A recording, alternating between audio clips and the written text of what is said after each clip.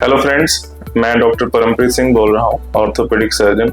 तो आज हम ऐसे एक टॉपिक के बारे में बात करेंगे जिसके बारे में बहुत कॉमनली हमारे पास जो पेशेंट्स ओपीडी में आते हैं तो उसकी कंप्लेन के साथ आते हैं कि हमारे घुटनों में आवाज़ें आती हैं कि जब हम बैठ के उठते हैं तो इनमें से पॉपिंग साउंड्स आती हैं, या अगर मैं हिंदी में या रीजनल लैंग्वेज की बात करूँ तो पेशेंट हमें कंप्लेन करता है कि हमारे घुटनों में से कड़कड़ जैसी आवाज़ें आती हैं जब हम बैठ के उठते हैं या कहीं सीढ़ियाँ चढ़ते उतरते हैं। तो आइए जानते हैं ये होता क्या है और इसका कारण क्या है।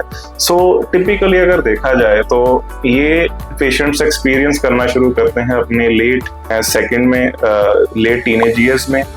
अराउंड द ईयर ऑफ से 16-18 तक कोई पेशेंट्स नोटिस कर लेते हैं कि ऐसी दिक्कत आ रही है, या ऑफिस गोइंग जो यंग इंडिविजुअल्स हैं जो सिटिंग जॉब ज़्यादा करते हैं या उनकी मोबिलिटी ज़्यादा नहीं है, वो ज़्यादा इस चीज़ की कंप्लेन करते हैं। सो फ्रेंड्स, ये होता क्या है?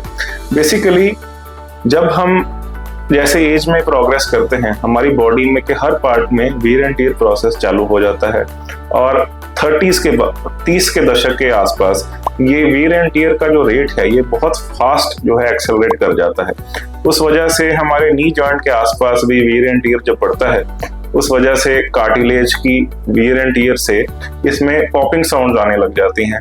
लेकिन हर एक केस में इसका कोई डेरोगेटरी या नेगेटिव इफेक्ट नहीं है, ये नेचुरल फिजियोलॉजिकल प्रोसेस है फर्स्ट कॉमनली। एंड सेकेंडली, अगर ये फिजियोलॉजिकल नहीं है तो इसके पीछे कोई ना कोई पैथोलॉजी है। जैसे कि मान लीजिए पेशेंट का घुटना पहले चोट लगी थी, घिस गया, उस वजह से उसके इम्प्लांट पड़े हैं जिसके चलते ऑस्टियोआर्थराइटिस का रेट बढ़ गया और एकदम से पॉपिंग साउंड्स का आना बढ़ गया। सेकेंडली, एक और प्रॉब्लम है जिसको हम कॉन्ड्रोमलेशिया पेटले बोलते हैं, जिसमें जो आपका पटेला बोन होती है वो फीमर की हड्डी के साथ फ्रिक्शन करने लगती है, और जब बैठ के उठते हैं तो उसमें जो है पॉपिंग साउंड आने लगती हैं। सो ये कॉमन कॉजेज हैं। अब बात रही कि इसको दूर कैसे किया जाए। दूर करने के लिए आपको चाहिए कि आप नी के लिए हेल्दी एक्सरसाइजेस करें, जैसे कि साइकिलिंग करें। साइकिलिंग बहुत अच्छी एक्सरसाइज है क्वाड्रिसेप्स को स्ट्रॉन्ग करने के लिए, जो आपका मैकेनिज्म है जो घुटनों को फोल्ड करने में मदद करता है। स्विमिंग बहुत अच्छी एक्सरसाइज है।